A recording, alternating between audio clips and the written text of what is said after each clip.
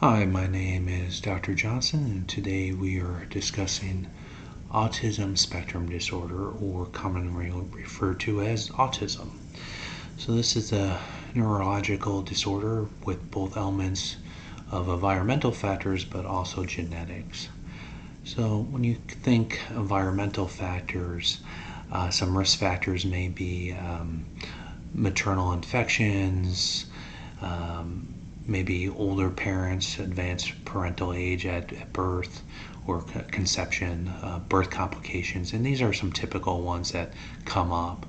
But in the news in the last couple decades, one factor that there was numerous studies and it proved no results with the vaccinations causing autism. So that was a hot topic for many years that has repeatedly come up for anti-vaccination, and current studies show that that doesn't hold any weight on causing autism. With that being said, at this time, even though there's many good guesses of what particularly causes autism, for the most part, a specific cause of autism is still not yet fully understood. And this is where that continuing research and looking into it really plays a key role in understanding autism. Some of the elements of autism that stands out for many from even a young age, where kids can get diagnosed very early on, as many of you that are parents and you go to a pediatrician, as part of these screening questions look for early signs that the developmental level is not hitting certain milestones, and these are just parts of, okay, maybe further testing is needed.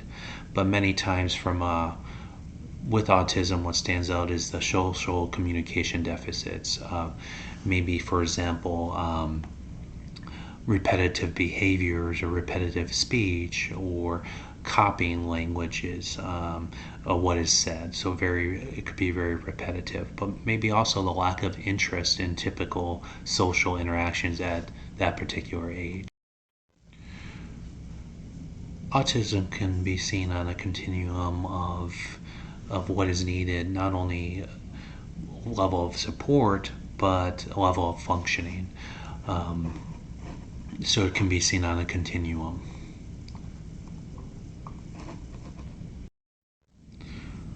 Part of this continuum may be one individual with autism may have a very high IQ, but deficits in social interactions, where another individual with autism may have a low IQ and struggle with social interactions, communication, but also behavioral problems. So there's quite a range when you consider autism on that continuum. Parts of considering when not only assessment, but in counselor considerations, whether it's treatment, looking at goals or interactions, is looking at these behaviors. So a lot of it are off these observable behaviors.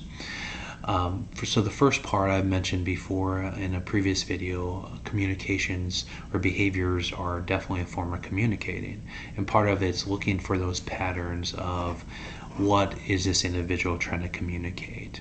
And this could be anything from being oversensitive to a particular clothing item and wanting to take that off, or noise, etc. And this may be one that comes up a lot, where you might see the earmuffs or covering the ears. That's an oversensitivity to that stimuli or that noise.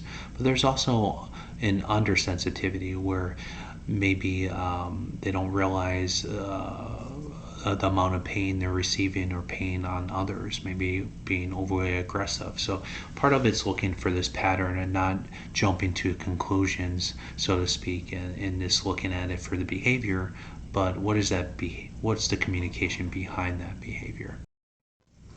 For many years, the go-to for treatment would fall under applied behavior analysis, or concepts that may fall under this umbrella. But even if you don't have a background in applied behavior analysis, some of these items, by looking at the behaviors and looking at how you can not only help with some of these behaviors, but looking at the family system, since it's not just the parents that some of these behaviors can be difficult, but also siblings. So consider the stress if it's not your, and again, I'm going to use this term loosely, typical interaction.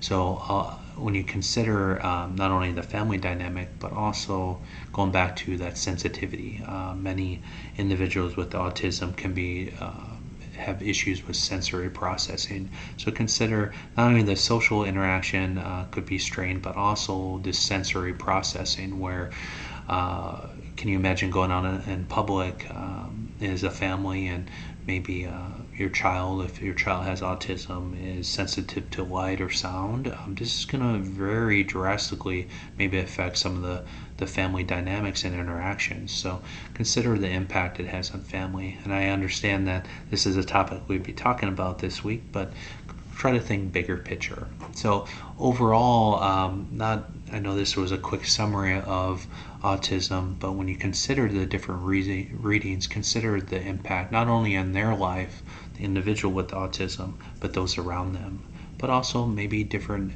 what they might need, but also maybe learn as part of those counseling interventions. So I look forward to everyone's discussions this week, and I hope everyone has a great week. Take care.